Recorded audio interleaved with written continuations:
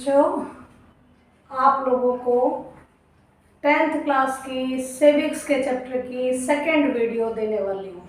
ठीक है, इसमें बेटा हम लोग दो चीज़ें कवर करेंगे। दो चीज़ों में एक तो हम कवर करेंगे कि जो संघीय व्यवस्था है उसकी विशेषता क्या है। ठीक है, संघीय व्यवस्था की विशेषताएं क्या हैं, और दूसरा हम करेंगे कि जो संघीय व्यवस्था है आखिरकार बनती किन दो तरीकों से है, क्योंकि हमने जगह जगह कहीं पर भारत का कहीं पर अमेरिका का नाम काफी ले चुकी हूँ। अब उसमें डिफरेंस क्या है संघीय व्यवस्था में, वो आप लोगों को आज की वीडियो में मैं बताने वाली हूँ। ठीक है, सबसे पहले तो ये बात की बेटा जो संघीय व्यवस्था है और संघीय व्यवस्था क्या होती है, इसकी विशेषताएं क्या होती हैं, ये इंपॉर्टेंट क्वेश्चन है, पेपर में आता ही आता है। ठीक है, बहुत तो बार रिपीट हो जाता है। 5 नंबर का क्वेश्चन आएगा तो डायरेक्ट आएगा कि संघीय व्यवस्था क्या है और इसकी विशेषताएं बताइए, यानी व्हाट इज आप लोग federal system and right any 5 या 3 फीचर्स। तो जो संघीय व्यवस्था के फीचर्स हैं वो हम लोग यहाँ पर आज पढ़ने वाले हैं। ठीक है, 5 नंबर का क्वेश्चन रेडी करिए, और जब फीचर्स आए यानी कि विशेषताएं आए तो वो 3 नंबर का क्वेश्चन बनता है। संघीय व्यवस्था क्या है अकेला ये पूछा जाए तो वो 1 नंबर का क्वेश्चन बनता है। इंपॉर्टेंट है, संघीय व्यवस्था क्या है वो हम पिछले में पढ़ चुके हैं, संघीय व्यवस्था की विशेषताएं क्या है वो हम लोग यहाँ पढ़ने वाले हैं। हमने पहले पीछे वाले को थोड़ा सा रिवाइज करते हैं कि हम लोगों ने पीछे वाले उसमें पढ़ा क्या था। हमने पढ़ा था बेटा कि संघीय व्यवस्था वह व्यवस्था होती है जिसमें 2 या 2 से अधिक स्तरों वाली सरकारें होती हैं। ठीक है, और जैसे कि हमारे भारत में है, जैसे कि अमेरिका में है, आप लोग के देश यानी देश में केंद्र सरकार और राज्यों में राज्य सरकारें, और हर जिलों में स्थानीय सरकारें। ठीक है, तो अब हम इसी संघीय व्यवस्था की शुरुआत करते हैं बेटा, इसी संघीय व्यवस्था के विशेषताओं की शुरुआत करते हैं। सबसे पहले देखिए, ये मेन पॉइंट बेटा, मैं हर बार कह रही हूँ कि जो मैं ब्लैक बोर्ड पे लिखती हूँ वो तुम्हारे नोट्स की तरह काम आते हैं। इन्हें जो भी आपके ब्लैक बोर्ड पे लिखा गया है प्लीज उसे अपनी नोटबुक में उतार लिया करो। ठीक है, छोटे वे में और इजी लैंग्वेज में, दोनों में मिल जाएगा आप लोगों को। ठीक है, तो देखो बेटा, यहाँ सरकार 2 या 2 से अधिक स्तरों वाली होती है, ये तो हमने इसकी डेफिनेशन में भी पढ़ लिया था, है ना। इसके बाद है जो 2 अलग अलग स्तर की यानी सेंटर की और स्टेट की, जो 2 अलग अलग स्तर की सरकारें हैं वो एक ही नागरिक समूह पर शासन करती हैं। सुनिएगा, 2 तरह की सरकारें हैं और नागरिक समूह एक ही है। समझाती हूं, जैसे आज के टाइम पर कह दो कि सेंटर में हमारे मोदी जी हैं, ठीक है, बीजेपी की सरकार चल रही है, और हमारे स्टेट में दिल्ली में आम आदमी पार्टी की सरकार चल रही है। चलो अब तो केजरीवाल बदल गए, लेकिन नॉर्मली यही है कि मोदी जी की सरकार जितने कानून बनाती है हम पर ही लागू होते हैं, जितने कानून तुम्हारी आम आदमी पार्टी की सरकार स्टेट में बनाती है वो भी हम पर ही लागू होते हैं। यानी कि जो भी जितने भी स्तरों की सरकारें हैं वो एक ही नागरिक समूह पर यानी हम सभी पर ही राज करती है।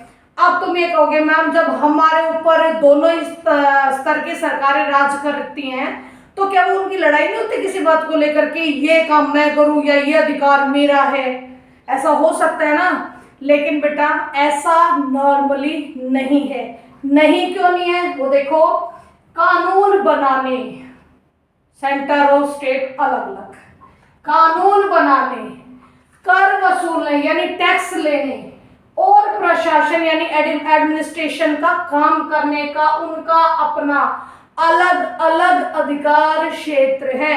इसीलिए आपस में लड़ाई झगड़े का कोई मुद्दा ही नहीं छोड़ा संविधान ने। ठीक है, यानी कि ये बेशक एक ही नागरिक समूह पर शासन करते हैं, इनका कानून बनाने का, टैक्स वसूलने का और शासन करने का जो भी अधिकार है सब आपस में बटा हुआ है, अलग अलग है, इसलिए दोनों की लड़ाई नहीं होती। ठीक है, आगे देखो, विभिन्न सरकारों के अधिकार क्षेत्र संविधान में स्पष्ट रूप से वर्णित है। बिल्कुल है भाई, ये स्पष्ट रूप से वर्णित है, इसीलिए ही तो दोनों अलग अलग क्षेत्रों में काम कर रहे हैं। इनके सेंट्रल गवर्नमेंट के पास क्या क्या पावर्स है, स्टेट गवर्नमेंट के पास क्या क्या पावर्स है, ये सब बड़ा डिटेल से हमारे कॉन्स्टिट्यूशन में लिखा हुआ है। ठीक है, कोई सी भी तरह की सरकार हो, सभी की गारंटी हमारा संविधान देता है। ठीक है, यानी दोनों ही तरह की सरकारों के जो अधिकार क्षेत्र बटे हुए हैं वो हमारे संविधान में लिखे हुए हैं, और अगर कोई विवाद हो जाए तो संविधान को गारंटी के रूप में इस्तेमाल कर सकते हैं। ओके, नेक्स्ट देखो, संविधान के मौलिक प्रावधानों में बदलाव कोई एक ही स्तर की सरकार कभी नहीं कर सकती। ठीक है, अगर संविधान में कुछ भी संशोधन करना है, यानी कि अमेंडमेंट, कॉन्स्टिट्यूशनल अमेंडमेंट, अगर संविधान में कोई भी संशोधन करना है तो संशोधन किसी एक लेवल की सरकार नहीं कर सकती कि उठा के सेंट्रल गवर्नमेंट उठा के कर दे, ऐसा नहीं है। संविधान संशोधन की जो 3 प्रक्रियाएं हैं वो 11th में जाकर आप लोग पढ़ोगे कि जब भी आप लोग के संविधान में संशोधन करना होता है तो स्टेट और सेंटर दोनों स्तर की सरकारों की हाँ होनी बहुत जरूरी होती है। ठीक है, नेक्स्ट देखो, सर्वोच्च न्यायालय सर्वोपरि होता है, बिल्कुल होता है भाई। अगर 2 स्टेट में दिक्कत आ जाए या सेंट्रल गवर्नमेंट और स्टेट गवर्नमेंट में किसी बात को लेकर विवाद हो जाए तो जो हमारा सर्वोच्च न्यायालय है, सुप्रीम कोर्ट है, ये आखिरी निर्णय देता है और उसका निर्णय हर किसी को मानना भी पड़ता है। ठीक है बच्चे, इसके बाद है विभिन्न स्तरों की सरकारों के लिए राजस्व, राजस्व होता है टैक्स, टैक्स के स्रोत अलग अलग है, यानी जो टैक्स हम लोग भरते हैं, इन दोनों की पैसे को लेकर लड़ाई क्यों नहीं होती राज्य सरकार और केंद्र सरकार की, क्योंकि कुछ टैक्स ऐसे हैं जो हम सीधा सेंट्रल गवर्नमेंट को देते हैं, कुछ टैक्स ऐसे हैं जो हम लोग अपने स्टेट गवर्नमेंट को देते हैं, जिसकी वजह से हमारा पैसा आधा सेंट्रल गवर्नमेंट के पास चला जाता है टैक्स के रूप में, आधा स्टेट गवर्नमेंट के पास चला जाता है। ऐसे में ना स्टेट गवर्नमेंट कुछ कहती ना सेंट्रल गवर्नमेंट कुछ कहती, दोनों अपने अपने बिहाफ पर काम करती हैं। ठीक है, तो दोनों की जो वित्तीय पावर है, वित्तीय अधिकार है, बिल्कुल अलग अलग है। ठीक है, इसके बाद है कि संघीय शासन व्यवस्था के दोहरे उद्देश्य हैं। ये नॉर्मली क्वेश्चन आज तक 1 या 2 बार ही आया है, वो भी छोटे क्वेश्चन में, कि जो संघीय शासन व्यवस्था हम लोग अपनाते हैं देशों के अंदर, उसके मेन एम्स क्या हैं, यानी फेडरलिज्म हम लोग क्यों अपनाते हैं। फेडरलिज्म अपनाने का हमारा उद्देश्य बेटा कि देश की एकता की सुरक्षा करना और उसे बढ़ावा देना, एकता, क्योंकि संघीय व्यवस्था उसी देश में हो सकती है जिसमें दुनिया भर की विविधता हो, और उस सारी विविधता को समेटने के लिए हम लोग संघीय व्यवस्था की गवर्नमेंट या सरकार चलाते हैं। ठीक है, हम सबको साथ लेकर चले और इसी एकता को आगे भी बढ़ाएं, ये संघीय व्यवस्था का पहला उद्देश्य है। दूसरा उद्देश्य है क्षेत्रीय विभिन्नताओं का सम्मान करना, क्योंकि विभिन्नता तो है ही है, बहुत सारी विभिन्नताएं हैं, इसीलिए हम लोगों ने संघीय व्यवस्था को जोड़ते हुए एक बनाने की कोशिश करी पूरे देश को। ये आप लोगों के भारत को लेकर एग्जांपल सबसे बेस्ट है कि भारत में इतनी सारी विविधता है, हम लोगों ने हर किसी की विविधता को अलग अलग पहचान दे रखी है, इसीलिए वो अच्छे से काम कर पा रहे हैं। ठीक है बच्चे, आगे चलो, ये आई थिंक विशेषताएं समझ में आ गई होंगी, इसको कॉपी में भी लिख लेना बेटा। इसके बाद आता है संघीय शासन व्यवस्था 2 तरीकों से गठित होती है, यानी आप लोगों ने देखा होगा कि 2 काइंड्स ऑफ रूट्स हैं जिसके माध्यम से हम लोग फेडरलिज्म को फॉर्म करते हैं, बनाते हैं। यानी संघीय शासन व्यवस्था 2 तरीकों से बनती है।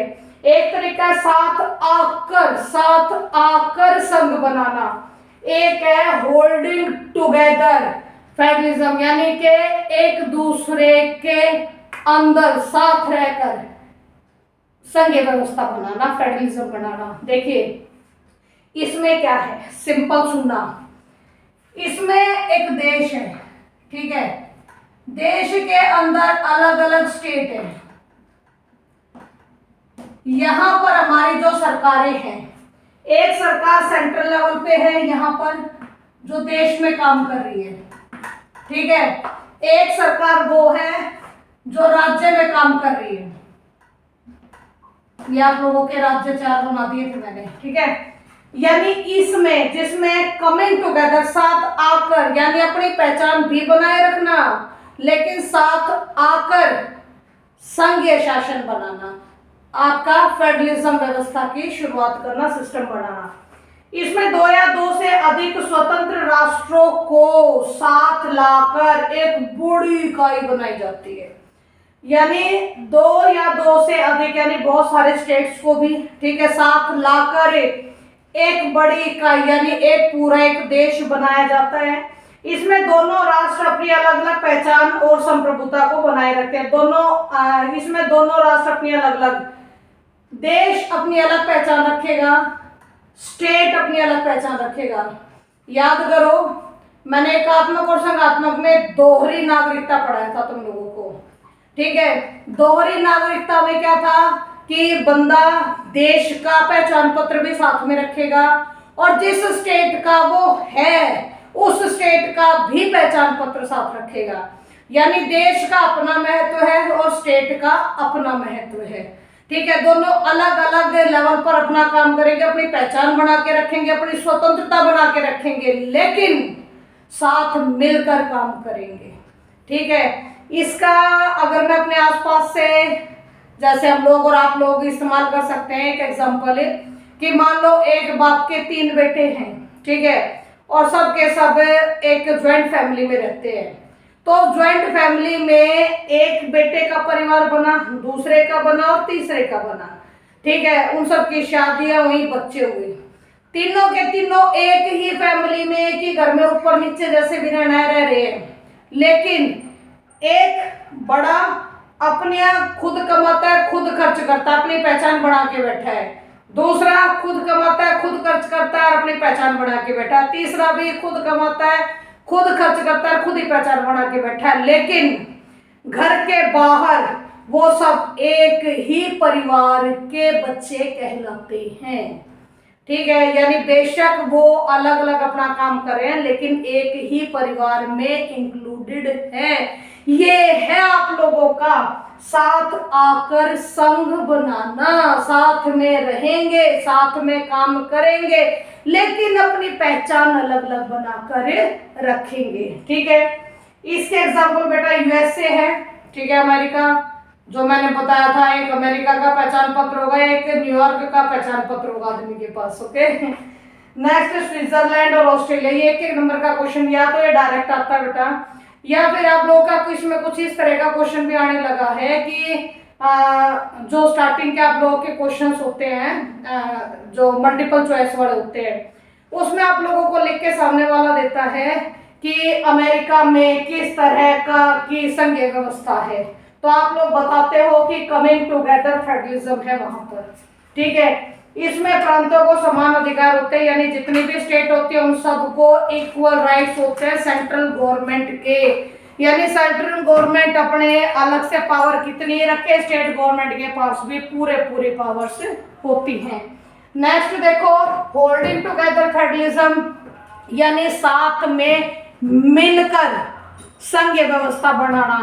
इसको पहले दिमाग में डालो कि भारत में यही है। भारत में क्या है कि बड़े देश द्वारा अपनी आंतरिक विविधता, हमारा देश बहुत बड़ा है, हमारे अंदर बहुत सारी विविधताएं हैं, विविधताओं को ध्यान में रखते हुए राज्यों का गठन करना, यानी अलग अलग तरह के राज्य बनाना, ठीक है।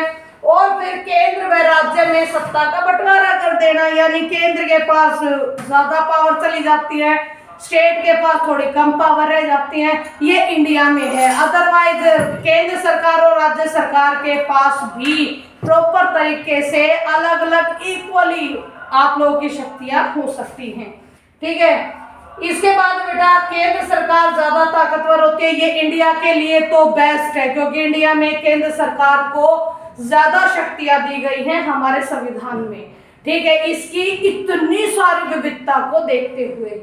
इसके बाद है विभिन्न राज्यों को समान अधिकार दिए जाते हैं, बिल्कुल दिए जाते हैं भाई, दिल्ली हो, हरियाणा हो, पंजाब हो, सब इक्वल है।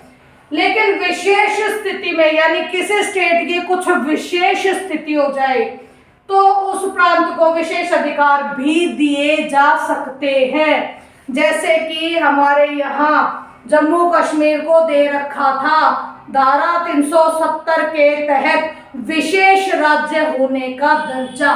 ठीक है, वो विशेष राज्य होने का दर्जा क्यों दे रखा था? क्योंकि भाई वो जो हमारे राजा हरि सिंह जी थे वो इसको ना हिंदुस्तान में ना पाकिस्तान में मिलाना चाहते थे आज़ादी के टाइम पर। ये बड़ी लंबी चौड़ी स्टोरी है जो आप लोग नॉर्मली 12th क्लास में आकर पढ़ोगे, लेकिन फिलहाल अभी हमारे यहाँ पर धारा 370 नहीं है। जम्मू कश्मीर में इलेक्शन की भी तैयारियां चल रही हैं। ठीक है बच्चे, तो इसमें अलग अलग अलग अलग विविधता है राज्यों के अंदर, उसी बेस पर राज्य बटे हुए हैं, लेकिन सारे के सारे मिलकर एक भारत में सम्मिलित हैं। और विशेष परिस्थितियां बन जाए तो तुम्हारा भारत का जो सेंट्रल गवर्नमेंट है, आपकी केंद्र सरकार है, वो सभी राज्यों को अपने एक कंट्रोल में करने का काम भी कर सकती है। जैसे युद्ध के समय हुआ या फिर आर्थिक संकट के टाइम पर हुआ। ठीक है, तो ये कुछ थोड़ी सी पावर्स सेंट्रल गवर्नमेंट के पास होल्डिंग टुगेदर फेडरलिज्म में ज्यादा होती हैं। आई थिंक बेटा हर एक टॉपिक अच्छे से समझ में आ गया होगा। इसमें एग्जांपल जरूर रट्टे मार लेना। भारत, बेल्जियम और स्पेन, इसमें ऑस्ट्रेलिया और अमेरिका, ये दो वन वर्ड के क्वेश्चन बन के आ चुके हैं पेपर में। एक बार ऑस्ट्रेलिया पूछा गया था, एक बार आप लोगों का अमेरिका पूछा गया था। ठीक है, कि इसमें किस तरह की संघीय व्यवस्था पाई जाती है। तो बेटा जो आपकी बुक में एग्जांपल दे रखे हैं प्लीज उसे कम से कम ध्यान से, बहुत ध्यान से पढ़ना है। ठीक है, आई थिंक ये वीडियो अच्छे से समझ में आई होगी। बेटा मोस्ट इंपॉर्टेंट वीडियो है पेपर में, इसमें से कुछ ना कुछ हर बार रह ही जाता है। ठीक है, ओके, नेक्स्ट वीडियो के लिए रेडी।